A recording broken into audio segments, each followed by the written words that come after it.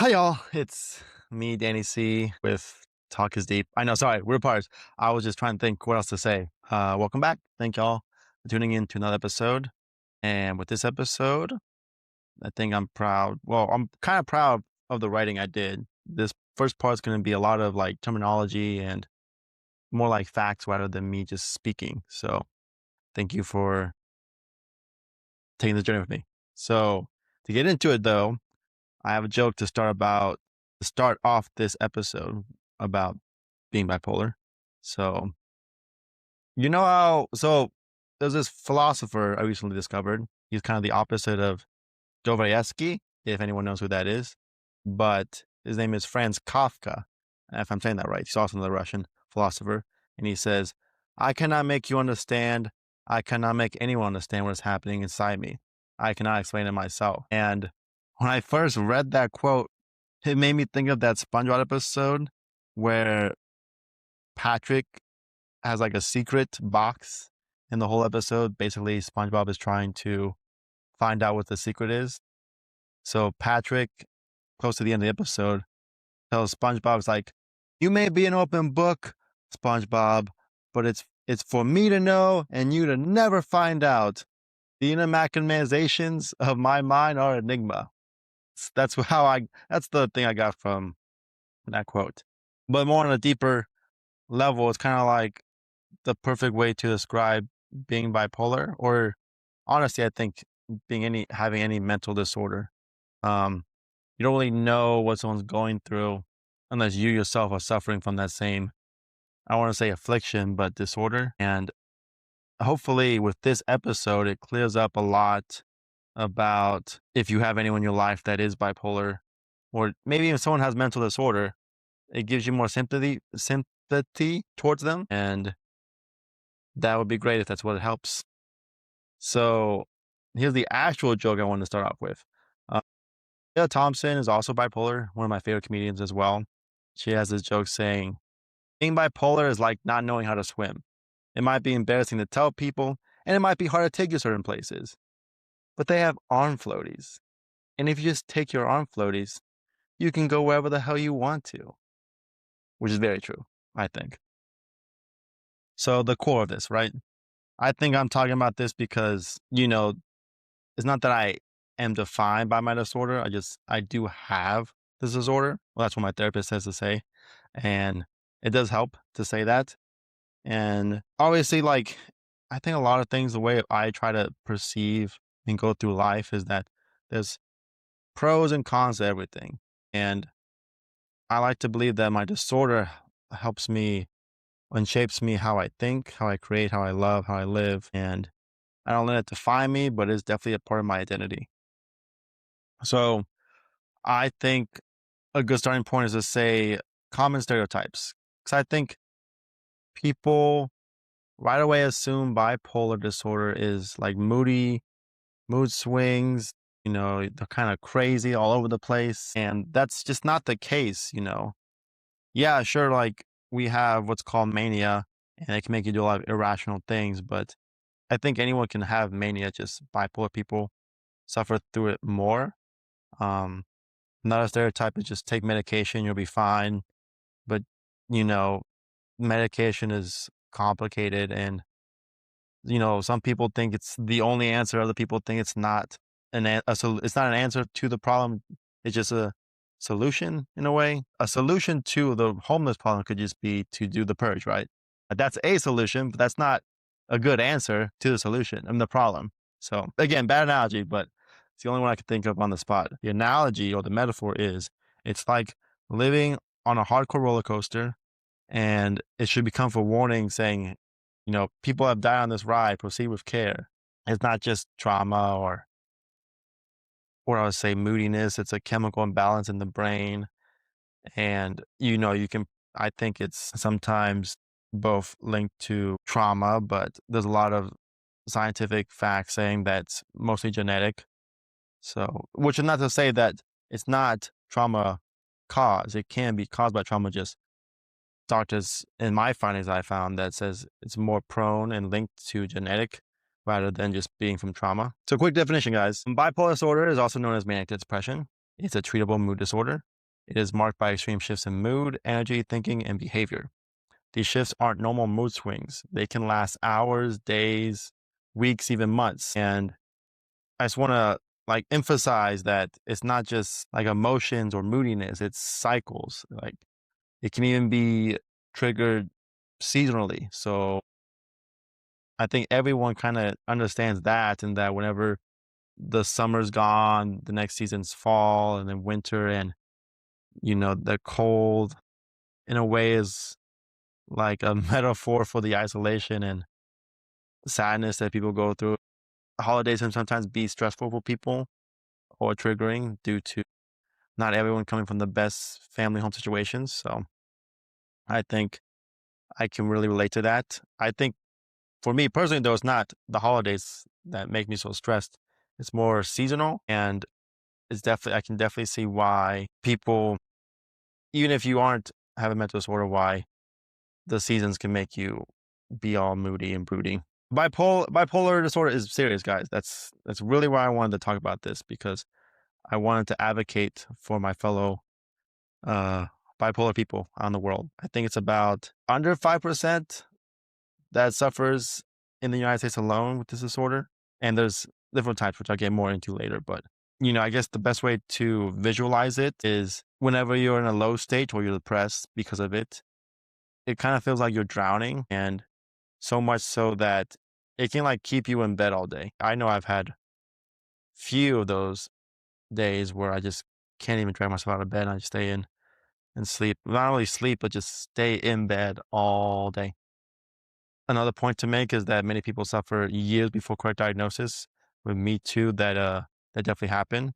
It says here that in my notes that about 7 to 10 people are misdiagnosed at least once in their lifetime. And I think even recently there's another podcast out called Friends Keep Secrets with Benny Blanco and Little Dicky, and they had Selena Gomez on, which is a famous alumni of being bipolar. And she talks about how it took her 4 therapists just to get diagnosed correctly. So it's a struggle. I think it took me 2, but not because one therapist wasn't good enough for me. It's just that the first person I saw diagnosed me as bipolar 2. I mean, by bipolar depression. And then a year and a half after that, I ended up just seeing another therapist because the other one left. And then I think she correctly diagnosed me as being bipolar. The average time to correctly diagnose someone takes 10 years. So there's two sides of being bipolar. There's high highs and low lows. So I think I wish I had some kind of little diagram or screen I could show y'all to visualize it. But again, going back to the roller coaster ride analogy, I think normal roller coasters kind of do this very gradually for most people. If you don't suffer from bipolar disorder, but if you do, it can be extremely high and then go extremely low. And then it can do it kind of rapid. Like it's more of a rapid, hardcore ride. And just keep that kind of visual in mind.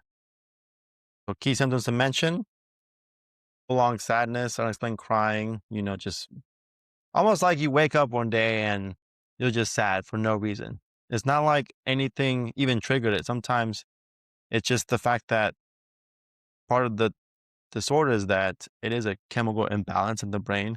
And so that what tends to kind of happen.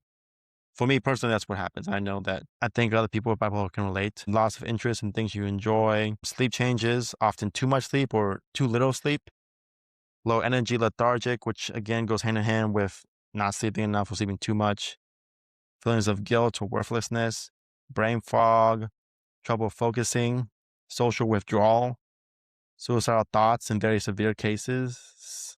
So all these things, very similar to depression, which we're almost there, and I promise you I will get more into about why I'm listing off these symptoms. Apologize. See, I'm trying, guys. Trying for y'all. So people with bipolar often suffer more time depressed than manic, meaning, if you've heard any stories or know anything about this disorder, some of the crazy things that bipolar people do is very irrational. Like look at Kanye West and Britney Spears, how, they get on the news and it's like they're out of control. Like Kanye was, I think all last year he was just doing a lot of crazy things, and then now Britney's on it, the same kind of destructive path. In a way, you can see it as self-sabotaging, self-destructive. I sympathize with them because it's hard to get to that place and have like self-awareness what you're doing. You really do become almost like a whole nother person. I think from my experience, I've never been that out of control, but something similar. Well, I had an instance where I did get out of control, but I think, thank goodness, I have a support system, as well as I feel like it took a lot of years of therapy and self-therapizing myself to learn to have self-awareness about when I'm going in that state or I am in that state, so I don't ever get out of control. So again, if you can't really visualize it and you don't really know what's going on with the people I just mentioned, there's some few movies I want to mention that have bipolar disorder characters in it. They're very good examples. And I think I'll get into them more later in the second part of this series, I guess I want to call it. The Civil Lining Playbook with Bradley Cooper, Robert De Niro, and Jennifer Lawrence. Sorry, I was say Scarlett Johansson. Jennifer Lawrence. Very good movie. Highly recommend. It won an Oscar. All the Bright Places. It's another good movie. It's on Netflix with Ellie Fanning. And I forget the actor's name, but he's pretty young. He's been in a few of the more recent movies. And this one episode of Modern Love, which is on Amazon Prime, with Anna Hathaway in it. And I think that episode especially shows just how bipolar people struggle with this disorder. To drive the point home, like the low depression state of being bipolar, you really do shut down as a person. And I think you become the world's biggest self-pity party. Like, woe is me, life sucks. Why am I sad? Like, I don't deserve to be here. Yeah, it's like, I don't matter. And it sucks. And if anyone's ever felt that way, please seek help. Reach out to loved ones, reach out to friends, reach out to family members, or even your therapist, or go to therapy. All these things help to combat when you're in that low state. Now the highs. So the highs are classified as mania and hypomania. So first with mania, well, they both the same thing, but with mania lasts longer.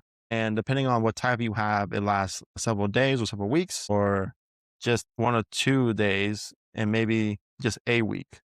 So the core symptoms of mania or hypomania is excessive energy, racing thoughts, rapid or pressured speech, decreased need for sleep, inflated confidence or grandiose ideas, poor judgment, paranoia, and some of the risky behaviors while all in this state, I call it. Your spending habits, you just kind of blow through money. You have, I don't know how I even describe it, like hypersexual energy, but you also have you kind of will do like irrational or bad choices when it comes to sex.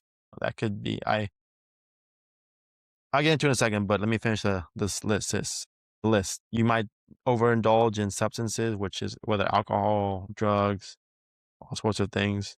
And you're also just like an adrenaline junkie. Like you just want to do like crazy, exciting things because since you're at this high level state, the things that you want to do at that state are how you want to feel, like to keep you in that state. And you can also be very irritable, agitated, and many other things I can go on. But to go back to example for the sex thing, it's like I know I'm in a group therapy or group support group. I should say group therapy. I'm in a support group, and sometimes we talk about certain things that we've done, and I'm not gonna name out names. I'm just saying that there's stories of, oh, I've cheated on my boyfriend because I was hypersexual and I had sex with someone, or someone else talks about how they gambled away like $20,000, or they just randomly bought a car because it was their dream car and they didn't have the money for that. They just felt the need to buy their car because, come on, like, when am I going to get the chance? That's kind of how it feels. And then again, with the substances, it's just when you're on mania, especially, doing substances feels like a good idea, but it's not. But even when you're not, I would like to state that it can cause you to go into mania. Even caffeine, if you have too much caffeine, you can cause yourself to go into a mania. So, key nuances I want to mention is that mania can become psychotic in very severe cases. Me personally, it's happened to me once, and very scary.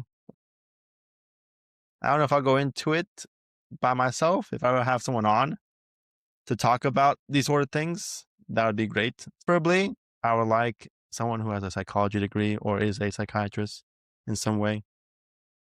And then hypomania is just a mild but still more disruptive form. And I feel like the best way to describe hypomania is just like getting high, but not even like really high, just like you smoke like a J or a blunt. And that's kind of how you feel. And like, not the scary thing, but the weird feeling about that is that you don't really know if you are hypomania. I think more often than not, though, most people, when you're in hypomania, you're more likely to be self-aware that you're in this state. Rather, when you're manic, you might not be so self-aware about it, if that makes sense. I know it's confusing, but I think lately, the last few years, I've been very self-aware of when I'm hypomania rather than when I'm manic. So yeah, again, hypomania can feel good in the moment, which makes it tricky. But then it all comes crashing down just like a high. And the next day you just feel kind of shitty, but not like hungover or anything. A little sad, maybe even depressed even. So I'm not going to get into all the types, but there are 4 different types of bipolar. There is bipolar 1, which has full manic episodes and often includes major depression. And bipolar 2 is more often you have hypomania and major depression and not full mania. You will or probably do experience mania, but you really won't have as many as maybe bipolar 1 has. Don't quote me on this, but I believe that Kanye and Britney Spears, just examples, have bipolar 1. And then I think, again, don't quote me on this because I don't want some backlash from Selena Gomez fans that Selena Gomez has bipolar 2. And that's what I have as well. There's also all this other one I can't really name, but it's like cyclothymia, which is just milder, but you have more chronic mood instability. And then there's just rapid cycling, which is just, I don't really know, but the Modern Love episode I'm talking about, apparently that's what Anna Hathaway's character suffers with. So what I read about it just that you don't really have manic or hypomania episodes at all, but your mood drastically can change in like an instant, like in a day.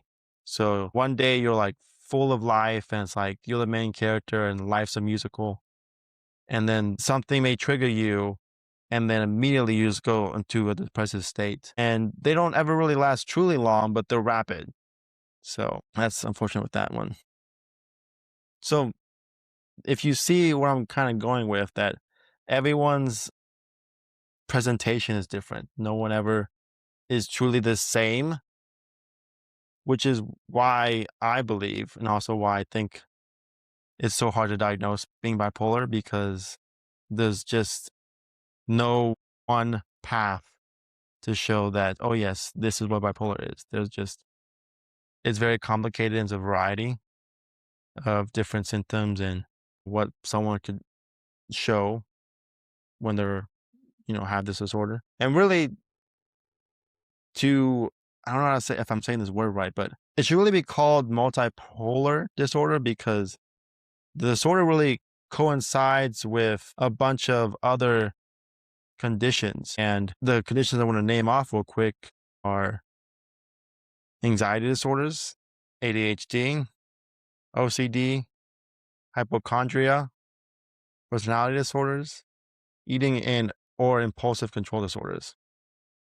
And so just to double down, yeah, it never really shows up alone. It's always why I think it makes diagnosing and treatment so complicated and why mental health is never so clean and simple. There's always overlapping symptoms, and what I think makes life very hard for people who suffer through any kind of neurodivergent disorder.